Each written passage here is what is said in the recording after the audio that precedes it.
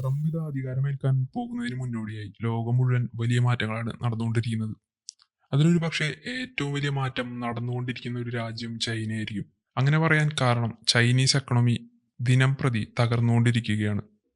Chinese കറൻസിയായ റെൻമിൻബി അല്ലെങ്കിൽ Juan എന്ന് പറയുന്ന ചൈനയുടെ ഒഫീഷ്യൽ കറൻസി കഴിഞ്ഞ 16 മാസങ്ങളിൽ ഏറ്റവും ലോവസ്റ്റ് പോയിന്റിലാണ് ഇന്നുള്ളത്.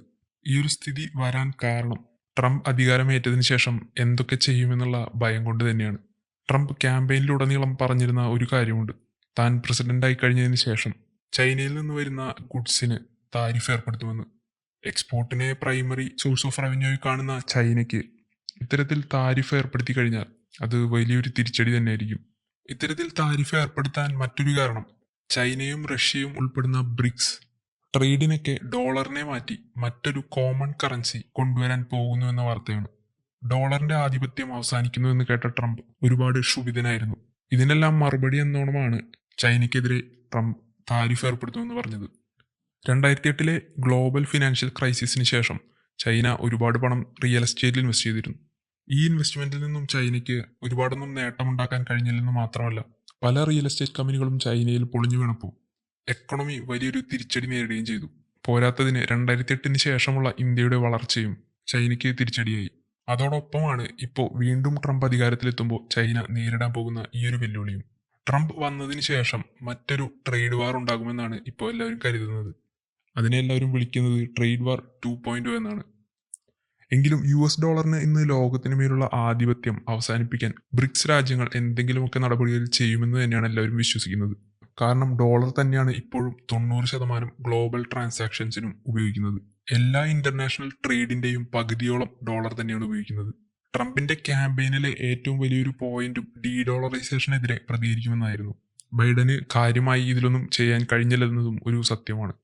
അദ്ദേഹം പറഞ്ഞത് പല രാജ്യങ്ങളും ഇപ്പോൾ ഡോളറിനെ വേണ്ടെന്ന് വെച്ച് കഴിഞ്ഞു, എന്നാൽ ഞാൻ വന്നതിന് ശേഷം ഇവരാരും ഡോളറിനെ ഉപേക്ഷിക്കില്ല എന്നായിരുന്നു.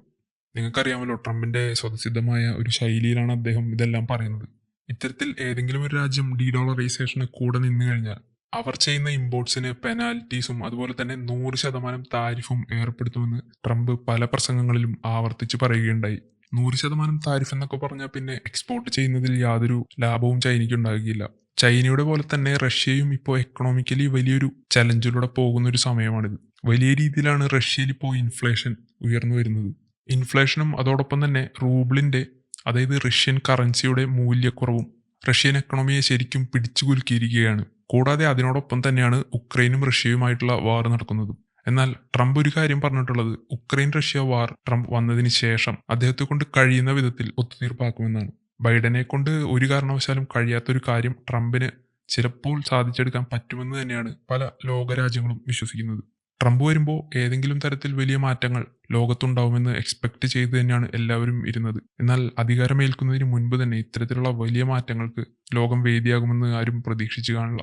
റഷ്യയ്ക്കും ചൈനയ്ക്കും അവസ്ഥ ഇതാണെങ്കിലും ഇന്ത്യയുടെ കാര്യം അവരിൽ നിന്നും വ്യത്യസ്തമാണ്. കാരണം ട്രംപും ഇന്ത്യയും തമ്മിലുള്ള ബന്ധം അത്രയ്ക്കും ദൃഢമാണെന്ന് നമുക്കറിയാം. കഴിഞ്ഞ വീഡിയോയിൽ നമ്മൾ സൂചിപ്പിച്ചതുപോലെ ഒരുപക്ഷെ അതിൻ്റെയൊക്കെ ഒരു മുന്നോടിയായിട്ടായിരിക്കണം ഇന്ത്യക്ക് സിവിലിയൻ ന്യൂക്ലിയർ ടെക്നോളജി കൈമാറാനുള്ള ശ്രമം അമേരിക്ക വീണ്ടും ആരംഭിച്ചത്. ഇതിൽ നിന്നെല്ലാം നമുക്ക് മനസ്സിലാക്കാൻ സാധിക്കുന്നത് ലോകശക്തികളിൽ വമ്പന്മാരായ പല രാജ്യങ്ങൾക്കും ട്രംപ് വന്നതിന് ശേഷം അടിപതറാൻ സാധ്യതയുണ്ട്. ഇതെല്ലാം ഇന്ത്യക്ക് നേട്ടമായിരിക്കാനാണ് സാധ്യത. ട്രംപിന്റെ താരിഫ് പ്ലാനെ കുറിച്ച് പറയുകയാണെങ്കിൽ പല വാഹന നിർമ്മാതാക്കളും ഇപ്പോൾ ചെയ്തു വരുന്നത് അമേരിക്കയുടെ തൊട്ടപ്പുറത്ത് കിടക്കുന്ന മെക്സിക്കോയിൽ വലിയ പ്ലാന്റുകൾ നിർമ്മിച്ച് അവിടെയുള്ള ജോലിക്കാരെ വെച്ച് ചീപ്പ് ലേബർ ഉപയോഗിച്ച് വില കൂടിയ കാറുകൾ നിർമ്മിച്ച് അമേരിക്കയിലേക്ക് എക്സ്പോർട്ട് ചെയ്യുന്നു. അമേരിക്കയ്ക്ക് തൊട്ടപ്പുറത്ത് കിടക്കുന്നതുകൊണ്ട് തന്നെ എക്സ്പോർട്ട് ചാർജ് ഒന്നും അധികമായി അവർക്ക് വരില്ല. എന്നാൽ ഇത് അമേരിക്കയിൽ വിൽക്കുന്നത് വളരെ വലിയ തുകയ്ക്കുമാണ്. അങ്ങനെ കൊള്ള ലാഭം കൊയ്യുന്ന ഒരുപാട് കമ്പനികൾക്ക് വെല്ലുവിളിയുമായി ട്രംപ് താരിഫ് പ്രഖ്യാപിച്ചിരുന്നു. അതായത് അമേരിക്കക്കാർ നിർമ്മിക്കേണ്ട കാറുകളാണ് അവർ ലേബർ ചീപ്പാക്കാൻ വേണ്ടി മെക്സിക്കോയിലേക്ക് കൊടുക്കുന്നത്.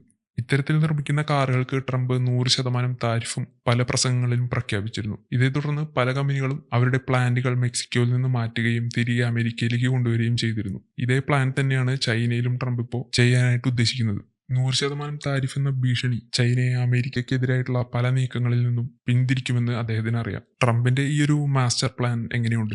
ചൈനീസ് എക്കണോമിയുടെ ഈ ഒരു തകർച്ചയെക്കുറിച്ച് നിങ്ങൾക്ക് എന്താണ് പറയുവാനുള്ളത്? നിങ്ങളുടെ വിലയേറിയ അഭിപ്രായങ്ങൾ തീർച്ചയായും കമന്റ് ചെയ്യുക. ഈ വീഡിയോ ഇഷ്ടപ്പെട്ടെങ്കിൽ ലൈക്ക് ചെയ്യുക. ഇതുപോലുള്ള കൂടുതൽ വീഡിയോസ് കാണുന്നതിനായി ചാനൽ സബ്സ്ക്രൈബ് ചെയ്തതിനൊപ്പം ബെല്ലൈക്കൺ കൂടെ എനേബിൾ ചെയ്യുക. അപ്പോൾ മറ്റൊരു വീഡിയോയുമായി ഉടനെ തന്നെ കാണാം.